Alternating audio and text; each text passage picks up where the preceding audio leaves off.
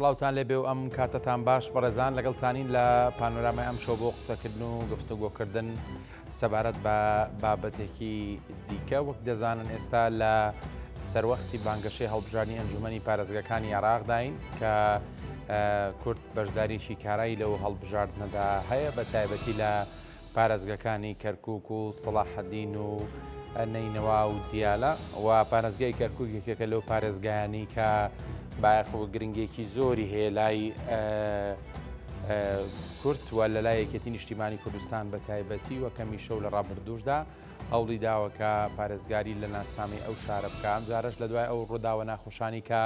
لە چەند ساڵی ڕابردوو بەسەر و پارێزگایە داهاتن جارێکی تر یەکێتی نیشتیمانی کوردستان دەیەوێت ناسنامەی کوردبوونی ئەو شارە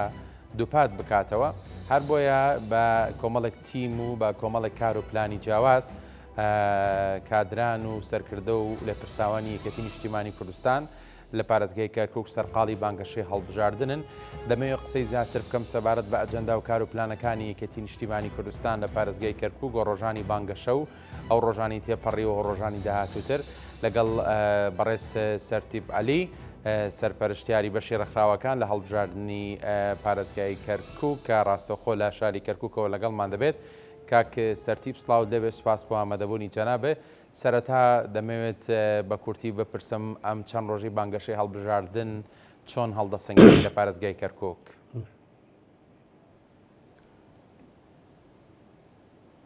سڵاو و ڕێز بۆ ئێوە بۆ بینەرانی بەڕێزی کورسات دیارە هەڵمەتی هەڵبژاردن لە پارێزگای کەرکووک بە شوێنەی دەستی پێ کردووە خۆی بڕیاروا بوو کە وەکو ساڵانی ڕابردوو هەڵمەتەکە لە ماوەی مانگێکە دەست پێ بکات بەڵام کۆمیسیۆن درێژی کردووە ئەو ماوەیە بۆ ماوەی 45 ڕۆژ و ئێستا هەڵمەتەکە لەلایەن سەرجەم حیزبە کوردستانی و عێراقیەکانەوە لە کەرکووکە دەستی پێ کردووە بە نسبەت یەکێتی نیشتیمانی کوردستانیشەوە پێشووتر دیارە بەرنامەی خۆیدا نابوو و لەسەر بنەمایە و بەرنامە لە ڕووی جوگرافی و تایبەتمەندێتی چین و توێژەکانەوە بەرنامەی پێویستی داناوە بۆ ڕێخستنی کۆڕ و کۆبوونەوەی جەماوەری و ڕاگەیاندن و بەسەرکردنەوەی دەنگدەرانی کەرکووک لە سنووری پارێزگاکە بە قەزا و ناحێ و ناو شاری کەرکووکەوە و دیارە وەکو باسم کرد لە سەرەتایە ئێستا سەرجەم حیزبەکان لە سەرەتای هەڵمەتی هەڵبژاردنەکان و ڕەچاوی ئەوە کرێ کە ماوەی هەڵمەتەکە لە ڕووی کاتەوە زۆرە کە 45 ڕۆژە بۆیە هەر حیزبە و بە تەکتیک و بەرنامەی خۆی بەرنامەی هەیە بۆ گەیاندنی پەیامی حیزبەکەی و بەسەرکردنەوەی دەنگداران و گەیاندن و ناساندنی کاندیدەکانی خۆی لە ڕێگەی بەرنامەی حیزبەکەەوە بۆ دەنگدەرەکان. زۆر باشە کاک سەرتیب ئەو بەرپرسیارەتی کە بە جەنابەت سپێردراوە لەم بانگەشێدا دەکرێت پێم بڵێ کار و پلان و بەرنامەکانتان چیەوە چۆن بەشداریتان لە بانگەشە کردووە؟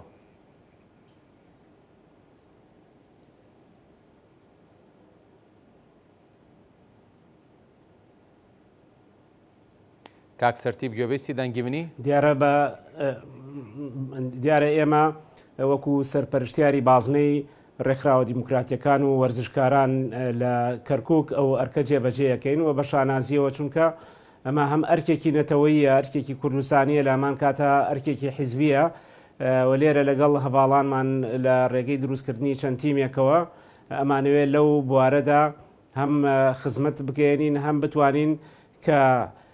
ڕێکخراوە دیموکراتیەکان و وەرزشکاران و کە بەشێک لەمانە پێشووتریش یەکێتی نیشتیمانی کوردستان خزمەتی کردوون لە ساڵانی ڕابردووە چونکە بیرمان نەچێت لە ساڵانی ڕابردووە چەندین حیزبی سیاسی لەم شارەیە ئیشیان کردووە یەکێتی نیشتیمانی کوردستان هەمیشە لەگەڵ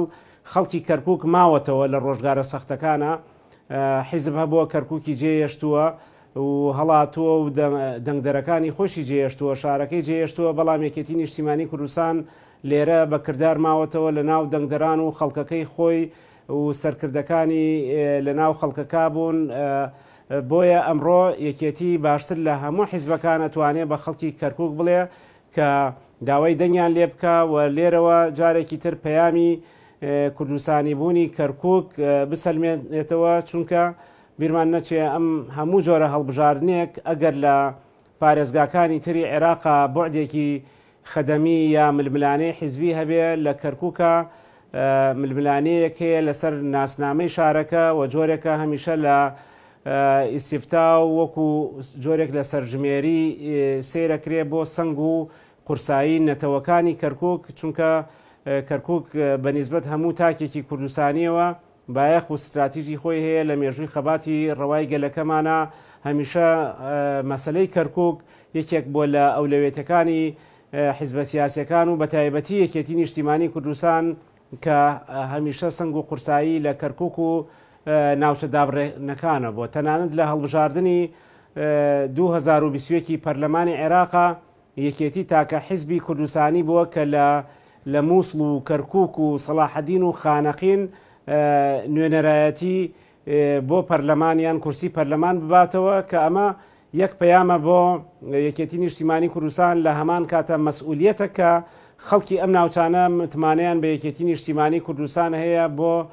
داکۆکیکردن لە مافەکانیان. کاکێ سەرتیبۆ کێ جەنابیشت باست کرد پێشتر لە قسەکانەدا کە دیارە لەوەی کێ لە کەرکووک خزمەتی کردو چێ لە سەنگەری بەرگری بۆ چێ لە ڕۆژە سەخت و ناخۆشەکانی ئەم چەند ساڵی ڕابردوو کەرکووکی بەجێنێشتووە. دەکرێت پێم بڵێ لەم چەند ڕۆژەی سەرەتای بانگەشە ئەوەندەی بەرکەوتنتان لەگەڵ خەڵکە بووە خەڵک بەڕوونی دەرکیان بەم ڕاستیە کردووە؟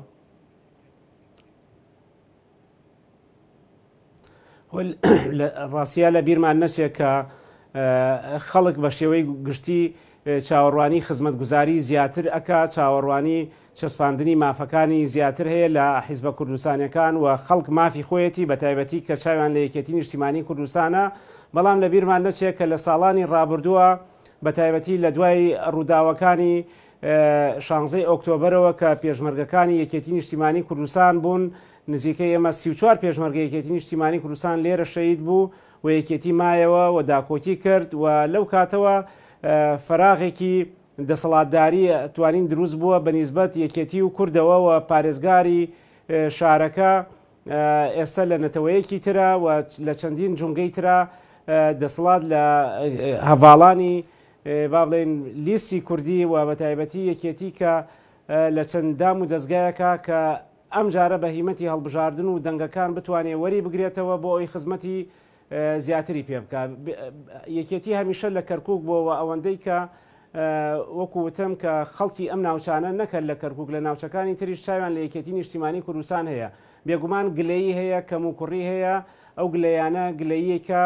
کە چاوەڕوانی زیاتریان لە یەکێتی نیشتیمانی کوردستان کردووە بەڵام کۆی پرۆسی حکومڕانی لە عێراقا و لایەنی خزمەتگوزاری و نەبوونی خزمەت و گەیاندنی بە پێی پێویست بە تایبەتی ناوچە کوردنشینەکان بە بەرنمەیەکی دیاریکرا و لەلایەن دەسەڵاتدارانی کەرکووکەوە ئەمە ئەبێ خەڵکی کەرکووک بەوە وەڵامی باتەوە بۆ ئەوەی کە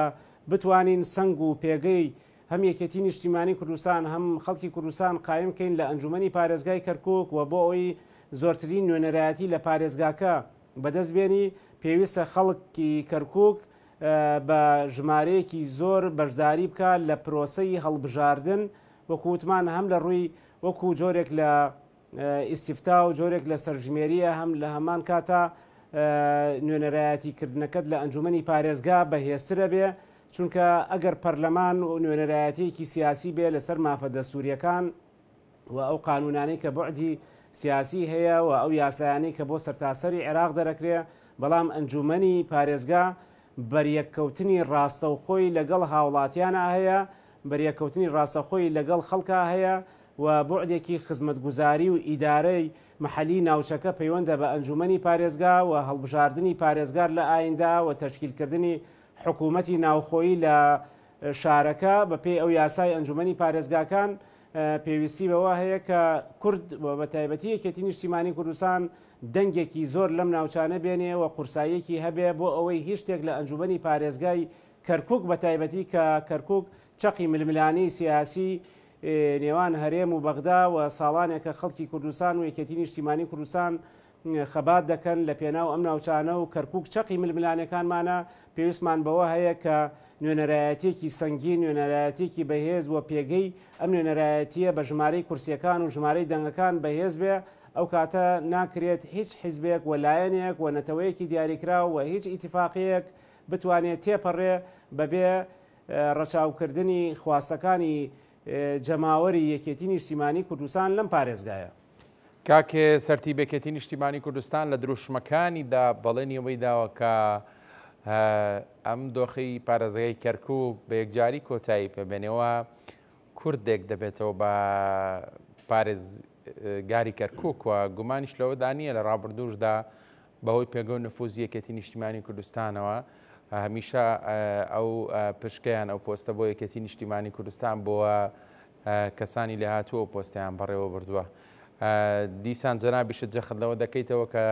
جارێکی تر کەسێکی شیاو بۆ ئەم پۆستە دەستنیشان دەکەن. بە دڵنیایی ئەو پۆستە مەسئولیەتێکی گەورەیە پێویستی بە کەسی شیاوە یەکێتی نیشتیمانی کوردستان بۆ هەر پۆستێک بۆ هەر پێگەیەک لە عێراق و لە هەرێمی کوردستانە خاوەنی توانایەکی زۆری کادرەکانێتی سەرکردەکانێتی ئەتوانن کە ئەو پۆستانەی کە هەیە چی لە ڕووی سیاسی لە ڕووی ئیداری کە پشتی یەکێتی نیشتیمانی کوردستان بێ بە باشی بیبن بڕێوە و بەدیهێنانی ئەم پۆستە و وەرگرتنەوەی دەسەڵات کە یەکێکە لە دروشمەکانی یەکێتی نیشتیمانی کوردستان لە کەرکووکە تەنها پەیوەست نییە بە پۆستی پارێزگارەوە چونکە جگە لە پارێزگار چەندین پۆستی ئیداری تریش لە کەرکووکە هەیە کە ڕاستەوخۆ تەماسی لەگەڵ هاوڵاتیان و لایەنی خزمەتگوزاری خەڵک و خزمەتکردنی ناوچە کوردنشینەکان کە ساڵانێکە بە بەرنامە پەراوێز ئەکرێ غەدری لێ ئەکرێ بەڵام هەموو ئەمانە و وەرگرتنەوەی دەسەڵات و لە پارێزگارەوە تا بەڕێوەبەرێکی فەرمانگەیەکی خزمەتگوزاری تا بەڕێوەبەرایەتیەکانی ئەگەر تۆ باسکەی لە پەروەردە لە خوێندنی باڵا لە ئاو لە هەر فەرمانگەیەک بە نیسبەت خۆیەوە بە نیسبەت هاوڵاتیانەوە گرنگی و تایبەتمەندێتی خۆی هەیەیان ئەو فەرمانگانەی کە لایەنی وەکو ئەمنیەت و پۆلیسی ناوخۆی و هەر فەرمانگەیەکە بێ بە نیسبەت خەڵکەوە گرنگ بێ لە لای یەکێتیش گرنگە بەڵام ئەمە بە چیەکرێ بە بەشداریکردنی بەرفراوانی خەڵک کەرکووک لەم هەڵبژاردنە بەوەی کە گلەیەکان بێگومان لە جێی خۆی خەڵک مافی خۆیەتی گلەی بکە بەڵام بیرمان نەچێ ئەم هەڵبژاردنە جۆرێکە لە ململانێ نەتەوەی و ناسنامەی شاری کەرکووک و لە ڕاستیە ئەگەر باز لە نیسبەتی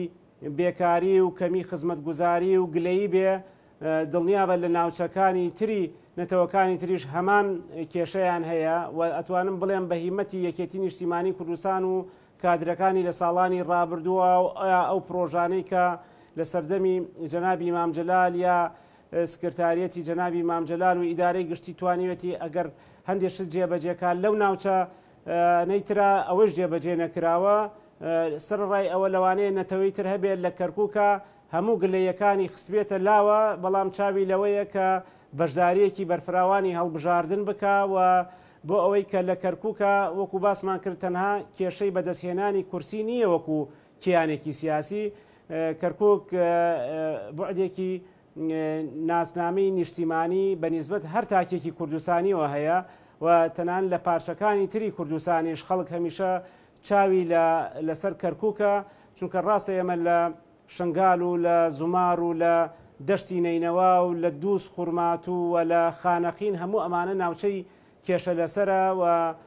ساڵانێکە بەهۆی جێبەجێنەکردنی مادەی 140 و چەقبەستنی ئەو مادە بەهۆی دەساودەستکردنی حکوومەتەکان و نەبردنی ئەو وعدەی کە داویانە بە هەم خەڵکی کوردستان هەم جێبەجێنەکردنی دەستور هیچ یەکێک لەو شوێنانە نەهاتوەتەوە سەر هەرێمی کوردستان بەڵام هەمویان کەرکووک بە چەقی ئەم ململانێ ئەزانن و گەڕانەوەی کەرکووک بەوە ئەکرێت یا جێبەجێکردنی بەرنامەی لیستە کوردستانیەکان یا پاراستنی ناسنامەی کوردستانی بوونی کەرکووک بە بەشداری بەرفراوانی خەڵکی کەرکووک و قەزا و ناحیەکانی دەوروبەری ئەبێ لە هەڵبژاردن و هەڵبژاردننی نوێنەرایەتێکی ڕاستەقینە کە بتوانێت کە بە کردار بەرگریان لێ بکەوە لەگەڵیان نابێ و بمێنێتەوە و لە تەنانەت بیرمان نەچێت لە یەکێتی نیشتیمانی کوردستان چۆن لە شەڕی داعش لە ساڵی 2014 و بە دواوە تا کۆتایی هاتنی ئەو پرۆسەیە زۆرترین شەهیدی لە دەوروبەری کەرکووکدا هەر لە ناوی هەموو شەهیدەکان دیارە هەر لە فەرماندەکانەوە تا پێشمەرگەکان بۆ خەڵکی کوردستان ڕۆنە لە شەهید حسین منسوور، شەهید شێرکۆشوانی و دەیان فەرماندەی تر کە دیارە ناویان ناهێنین هەمویان شەهید و گەورە و سەروەری خەڵکی کوردستان و ئەم میلەتەن. بەڵام یەکێتی نیشتیمانی کوردستان لە کەرکووکیش زۆرترین قوربانیدا و دیفاعی کرد لە ئەوەی کە شاری کەرکووک نەکەوێتە ژێر دەسەڵاتی داعش ئەو کاتە بە پێشمەرگە و بە بەرگریکردن بێ لە کەرکووک. ئێستا هاتووەتە سەر ئەوەی کە بە هەڵبژاردن و بەشداریکردن لە ئینتیخابات و ئەتوانی کوردستانی بوونی کەرکووک بپارێزی و لە ئەنجومەنی پارێزگایشە ئەوەمان بیر نەچێت چۆن هەڵبژاردننی پەرلەمانی عێراق دابش کراوە بەسەر چەندین بازنە و هەر پارێزگایەک نوێنەری خۆی هەیە. لێرش بێگومان ئەو نوێنەرانەی کە کوردن و لە ناو جەماوەرەکەن باشتر ئەتوان نوێنەرایەتی خەڵک و جەماوەری ئەو ناوشانە بکەن لە ئەنجومەنی پارێزگایە. بۆیە بەتایبەتی ناو شاری کەرکووک و دەوروبەری پێویستیان بە نوێنەرانێکی ڕاستەقینە هەیە کە سبەی گوێیان لێ بگرێ و ئەمە لە پرۆسەی دیموکراتیشە نوێنەرایەتی هەمیشە بەو شێوازەیە نزیک بێ لە بازنەکانی خۆی. تۆ وا دابنێ سبەی کۆمەڵی خەڵک لە ناوچەی شوان و شێخبزێنی لە قەرەنا و لەو شوێنانە لە دەوروبەری کەرکووک یا لە داقووق یا لە گەڕەکە کوردیەکانی ناو کەرکووکە ئەگەر نوێنەریان نەبێت لە ئەنجومەنی پارێزگایە ئایا نوێنەرێک کە لەسەر حسابی حەویجە و ڕەشاد و عەباسی ڕیاز و ئەو منتیقانە دەرچوو بێت دێت گوێ لە خواستی ئەم خەڵکانە ئەگرێ بێگومان نایگرێت و ئەو کاتە تۆ نوێنەرت هەبێ ناتوانانی دەنگت لە ئەنجومەنی پارێزگایە بگات بە ناوەندی بڕیار و ناوەندی ئیداری و لە تەخسیسکردنی پرۆژە و باشترکردنی ژیانی هاوڵاتیان یا هەر پشتێک لە پرۆژەی گەشتەپێدانی پارێزگاکان دابین کرێ بۆ کەرکووک تۆ کە نوێنەرت نەبێ ناتوانێت داکۆکی کار بێ. بۆیە ئەم هەڵبژاردنە لە هەم لەلایەنی بوعدی خەدەمیەوە گرنگە لەلایەنی ئیداریەوە گرنگە و بۆ کوردیش و بۆ یەکێتی نیشتیمانی کوردستانیش ئەهەمیەتێکی لەسەروی هەموو ئەوانەوە هەیە کە پەیوەندی بە کوردستانی بوونی شارەکە و پارێزگاکەوە هەیە. کاک سەرتیپ وەک دەزانیت لە ڕابردوودا و ماوەیەکی زۆر پێش دەستپێکردنی بانگەشە و هەڵبژاردننی ئەنجومەنی پارێزگاکان یەکێتی نیشتیمانی کوردستان زۆر هەوڵیدا بۆی کە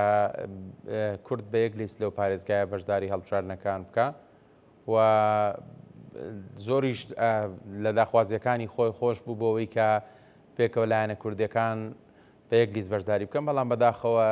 دیارە ئەو لایەنە سیاسیانە هەر یەکەی بە هۆکارێکی جیاواز بەدەم داواکارێکی یەکێتی نیشتیمانی کوردستانەوە نەهاتن و ئێستش تۆ لە قسەکان تا زۆر جەخردەوە دەکەیتەوە کە کورد پێویستە بەشداری لەم هەڵبژاردنە بکە بە شێوەیەکی کارە. بە بڕای تۆ بە دەنگەوە نەهاتنی ئەم لایەنە کوردیانە بۆ داواکارێکی یەکێتی نیشتیمانی کوردستان چه زیانێکی بوو؟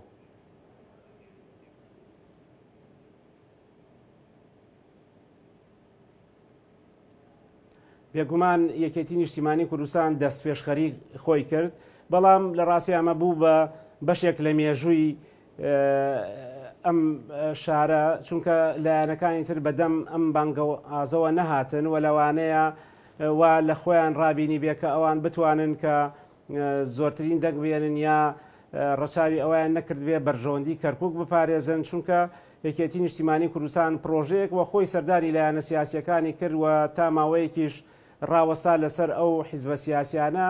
بۆ ئەوەی لە کەرکووکە پێکەوە بە هاوپەیمانێتیەک بەشداری هەڵبژاردن بکرێت، چونکە تەبیعەتی هەڵبژاردنەکە و قانونی ئینتیخاباتەکە وایە کە لە بەرژەوەندی هاوپەیمانی و لیستە گەورەکانە، واتە ئەو یاسای سانتلیگۆی هەموارکراوی 1.7 بەو شێوازێکە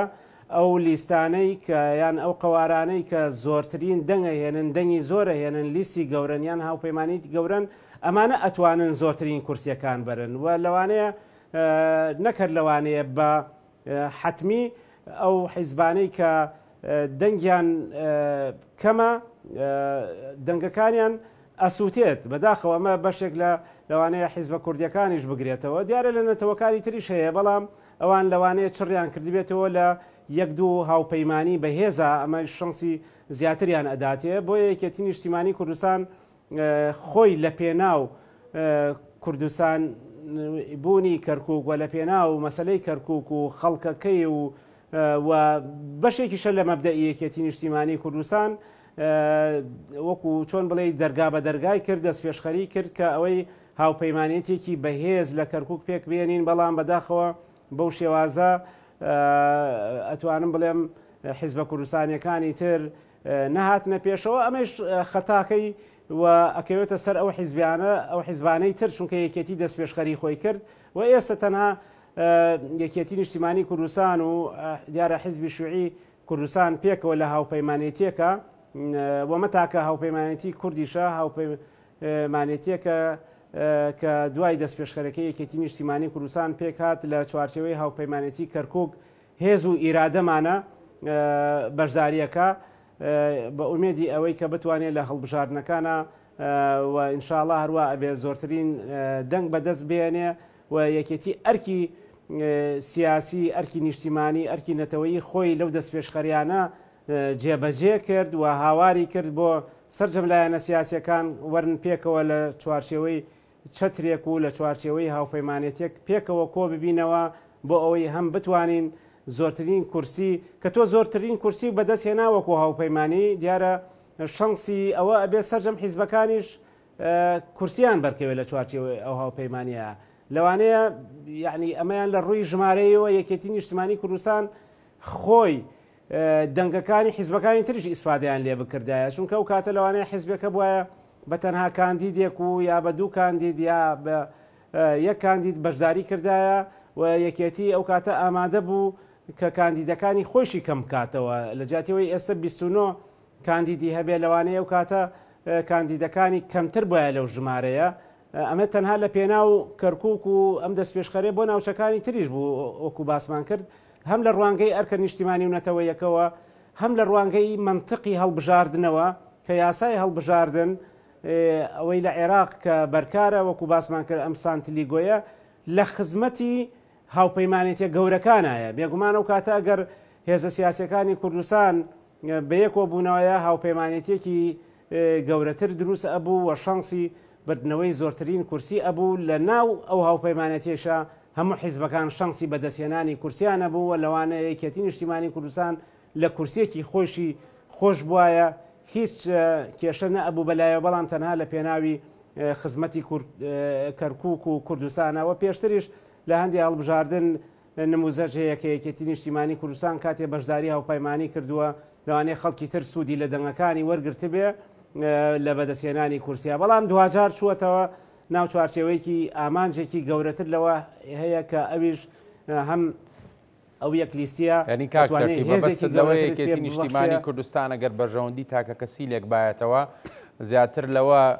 مستەفید دەبوو کە بەتەنیا بەشداری بکاوەک لەوەی لە هاوپەیمانەتێکدا بەڵام بەرژەوەندی کەسیەکانی خۆی وەلا ناو داوای هاوپەیمانی کرد. بەڵێ بێگومان وەکو باسم کرد لە ڕووی ژمارەی دەنگدەرانەوە لە ڕووی ئەو ڕێژانەی دەنگی یەکێتی نیشتیمانی کوردستان لە 2005ەوە تا ئێستا هەڵبژاردن کراوە لە کەرکووکە لە هەموو هەڵبژاردنێکە یەکێتی نیشتیمانی کوردستان بە ڕێژەیەکی زۆر لە پێش سەرجەم حیزبە کوردستانیەکانی ترەوە بووە و کۆی دەنگی هەموو لایەنەکان کۆ بکەیتەوە لەلایەک و دەنگەکانی یەکێتی نیشتیمانی کوردستان لەلایەک چونکە ئەمە ڕقەمە و لە ڕووی منتیقەوە وامان پێ ئەڵێت و هەروایشە ینی معادلەیەکی ڕاضیاتیە کە دەنگی یەکێتی نیشتیمانی کوردستان کە زۆرینەی دەنگەکانی کەرکووک بێ و تا ئێستا وەکو حیزبیش وەکو هاوپەیمانینە هیچ حیزبێکی نە عەرەبی نە تورکمانی نە کوردی لە کەرکووکە وەکو یەک حیزبی سێریکەین بەقەد یەکێتی نیشتیمانی کوردستان نە دەنگی هێناوە نە کورسی هێناوە ئەمە ئەوە ئەرشیفی دەنگدانەکانی پێشوو کە من بەش بە حاڵی خۆم کە متابعەمان کردووە و هەمیشە جۆرێک لە چاودێریکردنی ئەو پرۆسەیەمان هەبووە بەڵام یەکێتی ئامادە بووە کە لە چوارچێوەی هاوپەیمانێتیەکە سەرجەم حیزبەکانی تیابێ و بەشدار بێت و سوود لەو دەنگانەی یەکێتی ژوەر بگرن و یەکێتی لە چوارچێوەی هاوپەیمانەکەیە کورسیەکیش لە دەست بدا بۆ لایەنێکی تری کوردستانی ئەمەشی نەکردووە بە گرفت یعنی ئامادە بووە بۆ ئەوە دەست پێشخەری کردووە بەڵام بەداخەوە ئەوان نەهاتنە پێشەوە بە پێی پێویست و سوودیان لەو دەرفەتە و لەو دەست پێشخەری یەکێتی نیشتیمانی کوردستان وەرنەگرت بەڵام ئەوەی کە گرنگە دوای هەڵبژاردن بێگومان ئەو کاتەیش ئەبێ ئەو حیزبە کوردیانەی کە لەم شارەیە لەم پارێزگایە کە کورسی بەدەستێنن ئەو کاتێش بیر لەوە بکەنەوە کە ئامانجێکی دیاریکراو لە چوارچێوەیەکی دیاریکراو بە جۆرێک لە هاوپەیمانی بە جۆرێک لێک تێگەیشتن و بە پاراستنی جیاوازیەکانیان هەریەکەوە چونکار حیزبە و ناسنامە و مێژوو و جیاوازی خۆی هەیە دەنگی خۆی هێناوە کورسی خۆی هێنێ فەرموو دوای هەڵبژاردن پێکەوە بتوانن ئەو ئامانجانەی کە خزمەت بە خەڵکی کوردستانەکە لە پێکێنانی ئیدارە و حکوومەتی کەرکووکە حکوومەتی محەلی کەرکووکە ڕەچاوی بکەن و وەڵام دەرەوەی خواستەکانی خەڵکی کوردستان و جەماوەری ڕاستەقینەی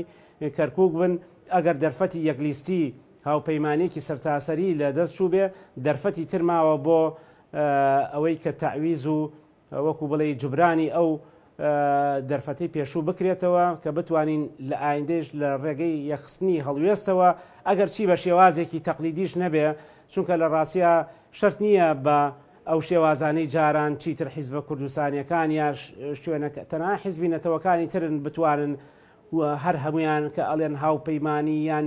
یەک ڕیزیەکی تەواو سەرتاسەری کە هەر هەمووی وەکو یەک بیر بکاتەوە ئەمەیان لەوەشێ زەحمەت بێ بەڵام لە کۆمەڵی ئامانجا پێکەوە بن لە کۆمەڵێکی شا جیاواز بن و ئەمە حاڵەتێکی تەبیعیە لە پرۆسەی هەڵبژاردن و ململانێ و نقاشاتی ناو ئەنجومەن و پێکێنانی حکوومەتی داهاتووی کەرکووک کە لە براوەی سەرجەم ئەو لیستانەی کە بەشداریەکەن لە ئەنجومەنی پارێزگاکەیە لەوانە پێک دێت ئەو کاتە هەماهەنگی یان لێکتێگەیشتنی ئەم حیزبە کوردستانیانە و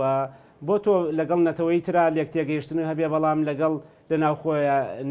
نەتبێ بۆیە ئەمە لە ئایندەش هەر ئەو قۆناغە دێتە پێشەوە کە پێویستی باوە هەیە جۆرێک لە لێکتێگەیشتن هەبێ لە نێوان لایەنە سیاسیەکانە بۆ بەدیهێنانی ئامانجێکی گەورەتر. کاکە سەرتیب لایانی سیاسی کوردی هەیە لەو شارە بۆ بەشداریکردن لە هەڵبژاردنەکان لەگەڵ پێگاتە جیاوازەکانی دیکە هاوپەیمانی کردووە لە کاتێکدا لە سەروەختی ڕووداوەکانی 16 ئۆکتۆبر و بارودۆخەنە سەقامگیری بەسەر پارێزگای کەرکووک داهات ئەو پێگاتانەی دیکە بەهاشکرا دژایەتی خۆیان بۆ بەرژەوەندەکانی کورد لەو شارە دەربڕی ئەم هاوکێشەی چۆنێک دەگرێتەوە تۆ لەگەڵ کەسێک کە دژی بەرژەوەندەکانی تۆ کار دەکا بەڵام ئێستا بۆ هەڵبژاردنێک بۆ بەرژەوەندێکی تاکە کەسی هاوپەیمان بن. بەڵێ بێگومان دوای ڕووداوەکانی 16 ئۆکتۆبەر کە ئەندامانی ئەنجومەنی پارێزگای کەرکووک لەسەر لیستی ئەو کاتە ناوی برایەتی بۆ ئەندامە یەکێتیەکان لێرەمانەوە بەڵام بەداخەوە لایەنەکانی تر شارەکەیان بەجێ هێشت و نەهاتنەوە بۆ ئەوەی لە ئەنجومەنی پارێزگای کەرکووک ئەیانتوانی پارێزگارێکی نوێی بۆ کەرکووک کە کورد بێ هەڵبژێرن یعنی ئەمەمان لەدەست چووە خەتای یەکێتی نیشتیمانی کوردستان نەبوو لەمەیە و مەسئولیەتەکە کەوێتە سەر ئەو لایەنانەی ترکە ئامادە بوون کە نێنەوە بۆ کەرکووک و بەشداری نەکەن لە پێکێنان و ئاکتیڤکردنەوەی ئەنجومەنی پارێزگا و ئەیانتوانی هەڵبژاردنێ بکەن بۆ پارێزگارێکی نوێ کورد لە کەرکووکە ئەمە نەکرا بەداخەوە کەرکووک بەنسبەت یەکێتی نیشتیمانی کوردستان و بابەتێکی حیاتیە بەنسبەت خەڵکی کوردستانەوە لەوانەیە حیزب هەبێ حەز بکات کە لایەنی تر سەرکەوتوو بێ بەس تەنها لەبەرەوە یەکێتی نیشتیمانی کوردستان سەرکەوتوو نەبێ کە یەکێتی ئەم دید و بۆچوون و نەفەسەی نییە و حیزبی تری کوردستانی بەڵکو بتوانێت لە پارێزگایەکی ترا بتوانێت زۆرینەیش بێنێت و سەرکەوتوش بێت ئەمە دوجار لە بەرژەوەندی خەڵکی کوردستان و جەماوەری کوردی ئەو ناوچانەیە بەڵام کەرکووک شارێکی فرەپێکاتەیە پارێزگایەکی فرەپێکاتەیە بەڵام ئەگەر کورد ئەو هاوپەیمانێتی پێک بهێنایە کە یەکێتی نیشتیمانی کوردستان دەستپێشخەری بۆ کرد و ئەتوان بڵێم بە جۆرێک لە مسۆگەری ئەیتوانی ئایندەی کەرکووک بتوانێت ڕاست بکاتەوە ئەو هەڵانەی کە لە ساڵانی ڕابردووە ئەو کەم تەرخەمیانەی ئەو غەدرانەی لە ناوچە کوردیەکان لە ناحێ و قەزا کوردیەکان لە گەڕەکە کوردیەکان لە خەڵکی کەرکووک لە دەرچوانی زانکۆ و پەیمانگا ناوچە کوردنشینەکان کراوە تۆ بە هێزەوە ئەتوانی ئەم بابەتە ڕاست بکەیتەوە وەک باسم کرد ئەگەرچی ئەو دەرفەتەمان لە دەست چوو لە پێشووتر کە یەکێتی دەست پێشخەری کرد ئەوان بەدەمیەوە ناتن ومێدەکەین دوای هەڵبژاردن لەو پەیامە تێبگەن و لە سنگ و قورسایی یەکێتی نیشتیمانی کوردستان تێبگەن و خەڵکی کەرکووک و یەکێتی نیشتیمانی کوردستان دوانەیەکی لێک دانەبراون و ومێدەکەین لە هەڵبژاردنیشە خەڵکی ئەم ناوچانە بە لێشا و بە ڕێژەیەکی بەرفراوان بەشداری بکەن و کاندیدی دڵخوازی خۆیان لە لیستی یەکێتی نیشتیمانی کوردستان هەڵبژێرن، چونکە بەڕاستی لیستەکە تەنەوعێکی زۆری تایە لە گەنج و خەڵکی بە ئەزمون لە ژنان، لە مامۆستای زانکۆ، لە تێکۆشەری دێرین، لە هەموو جۆرەکان خەڵکی تایە کە بای ئەوەندە کە هەرچی نوتۆشێک بێوێ ئەتوانێت نوێنەرایەتی ڕاستەقینەی خۆی لە ناو ئەم لیستەیە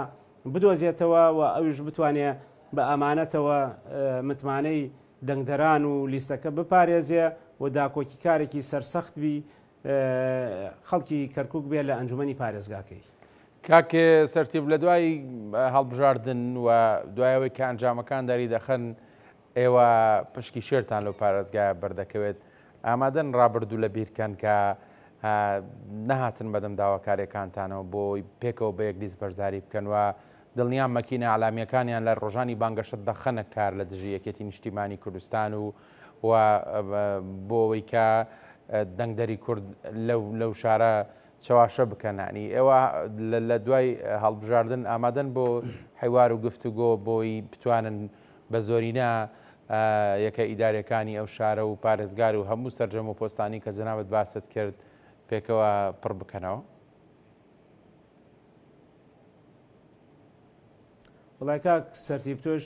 هەر سەرتیب فەرقی نییە، بێگومان هەڵمەتی هەڵبژاردن شتێکەیە لە زانستی هەڵبژاردنە پێی ئەوترێت تای هەڵبژاردن، واتە جۆرێک لە گەرم و گوڕی و هەڵمەتی هەڵبژاردن دروستە بێ. ئەمە لە هەموو هەڵبژاردنێکا وا بۆ، یعنی بۆ نمونە پێکێنانی حکوومەتی فیدراڵی عێراق یا ئەو لیستانەی کە ئێستا لە پەرلەمانی عێراقا پێکەوەن یا لە پەرلەمانی کوردستانە لە کاتی هەڵمەتی هەڵبژاردن و پێش هەڵمەتی هەڵبژاردن و دوای هەڵمەتی هەڵبژاردنیش ململانی سیاسی هەیە، هەڵمەتی ڕاگەیاندن هەیە، هەڵمەتی چاواشەکاری هەیە، وەڵامدانەوە هەیە. ئەوە دەنگدەرە بە وشیارێکی تەواوە خۆی بڕیارەدا کە کێ خزمەتی کردووە و کێ بەجێی هێشتووە. بۆیە دوای هەڵبژاردنیش سەرجەم پرۆسەی سیاسی لە عێراقەوایە، لە هەرێمی کوردستانی شاوایە کە دوای هەڵبژاردن حیزبە سیاسیەکان ئەبێ بگەڕێنەوە سەر مێزی گفتوگۆ بۆ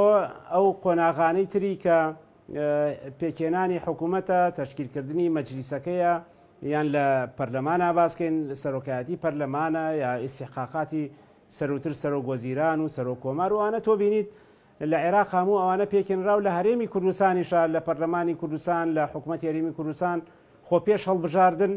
هەموو حیزبە سیاسیەکان ململانەی یەکیان کردووە و ئەوەی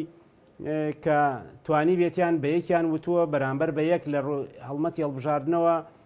لە ڕێگەی کەناڵەکانی خۆیان و کەناڵە سێبەرەکانەوە وتراوە. بەڵام دوجار هۆشیاری دەنگدەران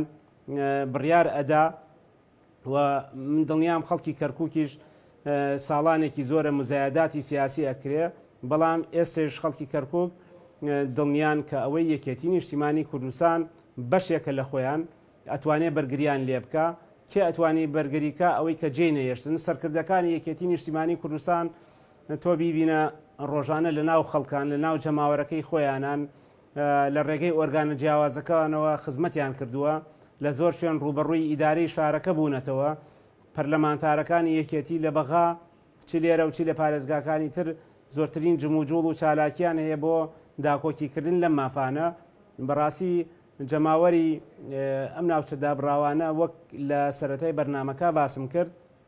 لە خۆڕانە بووە لە خانەقین. بۆ نمونە یەکێتی نیشتیمانی کوردستان لە خانەقین و لە دووس و لە کەرکووک و مووسڵ ئەندام پەرلەمانی هەیە، بەڵام ئەوانەی تریکە ڕکابەری یەکێتی نیشتیمانی کوردستانن تەنها لە دوو پارێزگایان هەیە. واتە ئەم ناوچە دابراوانە چاویان لە یەکێتی نیشتیمانی کوردستانە. یەکێتی نیشتیمانی کوردستان بە مەسئولی ئەم مەلەفە ئەزانن و یەکێتیش خۆی بە خاوەنی ئەم مەلەفی ناوچە دابراوانە ئەزانێت، ناوچە کوردستانەکانی دەرەوەی هەرێم ئەگەر وەکەوەی کە بە فەرمی لای خۆمان ناو ئەهێنرێت. بۆیە دوای هەڵبژاردن